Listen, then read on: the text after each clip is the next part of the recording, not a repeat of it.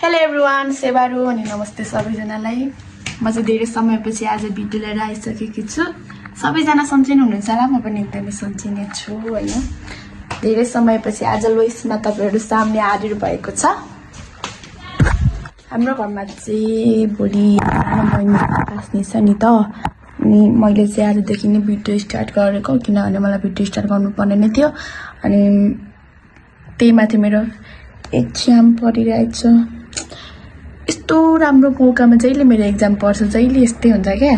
अनि एक्जाम परेको छ अनि म चाहिँ धेरै बेर बस्न पाउँदिनँ, स्कुल जानुपर्ने अवस्था छ भोलि चाहिँ। अनि आज चाहिँ हाम्रो सबैजना हैन फ्यामिलीहरु आउनुहुन्छ, कता कता टाढा टाढाबाट हुन्छ नि त। अनि सबैजना पाहुनाहरु आउनुहुन्छ।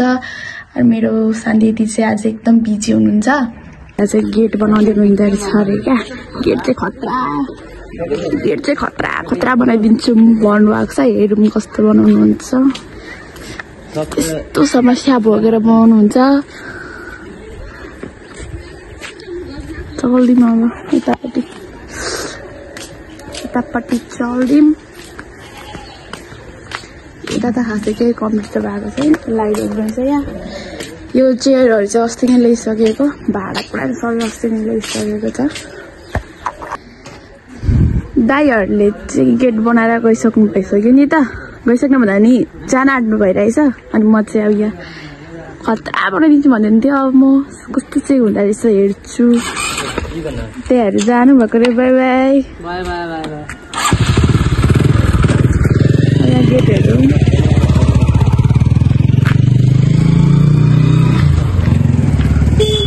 वाउ, कस्तो राम्रो बनाइदिनु भएको छ। खतरा कपाल देखिरहेछ।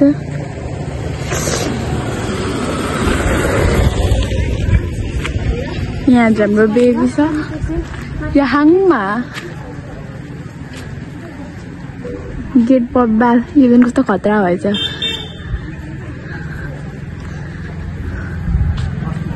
कार्पेटहरू सबै लगाइसक्नु भइसकेको छ। मेरो आन्टी चाहिँ पाउनु राम्रो फुलहरू यसरी पुस्दै हुनुहुन्छ। घर श्रृङ्गार्ने हो नि त। अनि यहाँ पनि अस्ति नै भाँडाहरू टिल्क पारिसक्नु भएको छ हैन। 1 घण्टा 2 घण्टा लगाएर भाँडा मस्काउनु भयो टिल्क पारेर। अनि प्लान्टहरू पनि अहिले सफा गर्दै हुनुहुन्छ। हाम्रो टेन्ट त्यस्तो भएछ, तपाईँलाई म देखाउँछु। आन्टी र मैले चाहिँ प्लान्टहरू सफा गरेर सबै ठाउँमा राखिसक्यौँ। थरी थरीको प्लान्टहरू छ हामीसँग चाहिँ। यहाँ भयो। अनि यहाँ झन् डेन्जर राख्नु भएको छ। अनि यहाँ चाहिँ भोलिको लागि सागसब्जीहरू सबै किनेर ल्याइसक्नु भइसक्यो। फिजाएर राखिराख्नु भएको छ।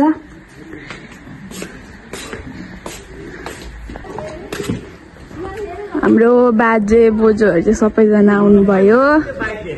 कान्छा बाइजू यहाँ हुनुहुन्छ।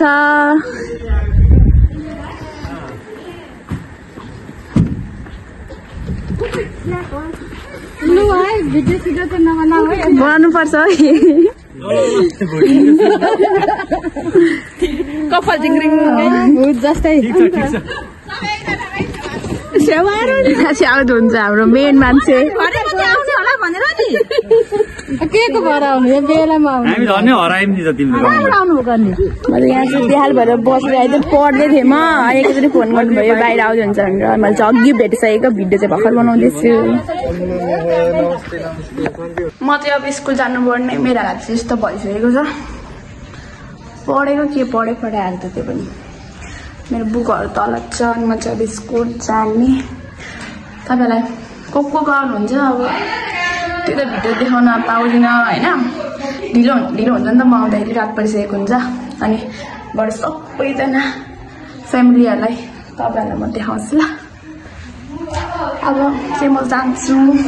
म चाहिँ झोलासोला बोकेर ड्रेस लगाइसकेर रेडी भइसकिसकेँ। मेरो चाहिँ 2 बजीदेखिको एक्जाम छ। अनि अब एक्जाम दिएर जानु पर्यो। के गर्ने, एक्जाम नदिई पनि नहुने।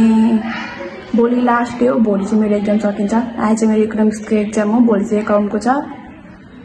त्यही भएर यस्तो बेला चाहिँ दिमाग लगाएर पढ्नुपर्छ। इकोनोमिक्स र एकाउन्टमा चाहिँ मेरो चाहिँ।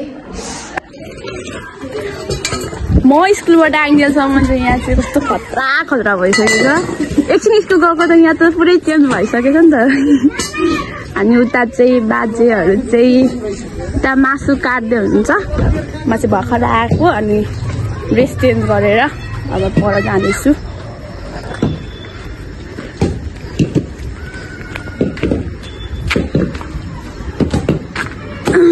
मलाई बढी हुन्छ सबिना आन्द्रा यता अङ्कल पनि आन्द्रा दिँदै हुनुहुन्छ। बाजेहरू चाहिँ मासु काट्दै हुनुहुन्छ। म काम पाउँछु नि त्यसरी नै।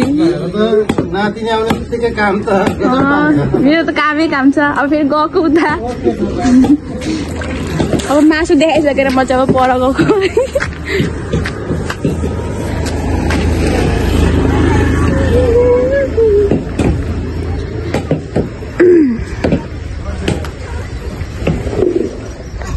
दिदी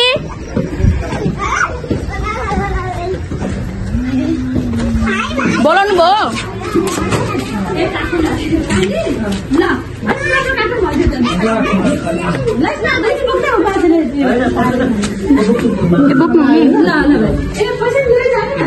हाम्रो भोलिको स्पेसल मान्छे यहाँ हुनुहुन्छ। दाजुसँग बसेर हेर त पुकुली यता हेर। ऐ चाम्रा खाएर रुई चाहिँ क्या आँसु गयो जस्तो देख्छु त।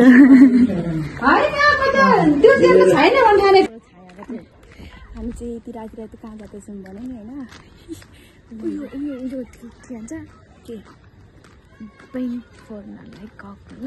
के फोर्न गएको चाहिँ म चाहिँ पेन फोर्न गएको होइन। म चाहिँ पैसा निकालेर पनि गएको होइन। अब हामी जस्तो बिजी मान्छेले इम्पोर्टेन्ट काम हुन्छ अनि हामी चाहिँ इम्पोर्टेन्ट कामको लागि जाँदैछौँ। कति काम हुन्छ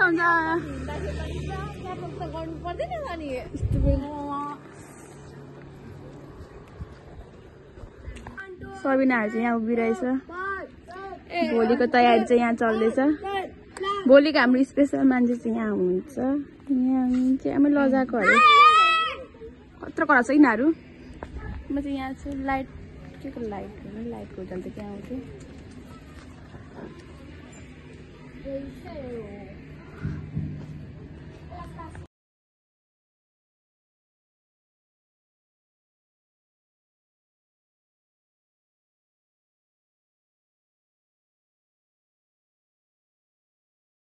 हेलो एभ्रिवान, आजको लागि चाहिँ यति नै। म चाहिँ धेरै लामो भिडियो बनाउन सकिनँ किनभने म एकदम बिजी थिएँ अनि स्कुल पनि जानु परेको थियो नि त। अनि मैले चाहिँ धेरै भिडियो बनाउन पाएको थिइनँ। अब अरू सिनहरू चाहिँ तपाईँहरूलाई म अर्को भिडियोमा देखाउँछु। अर्को भिडियो अझ आउने बाँकी नै छ। अहिलेको कति बज्यो 11 बज्न आँट्यो होइन। 11 बज्न आँटिसकेछ। अनि हामी चाहिँ सबैजनाले खानासाना खाइसकेर सानासिन गऱ्यौँ। अझै मामाहरू खाना खानु बाँकी नै हुनुहुन्छ। त्यही भएर म त थाकिसकेको अवस्था। त्यही भएर म अब भिडियो गर्न सक्दिनँ। त्यसलाई आजको लागि बाई बाई। यति नै।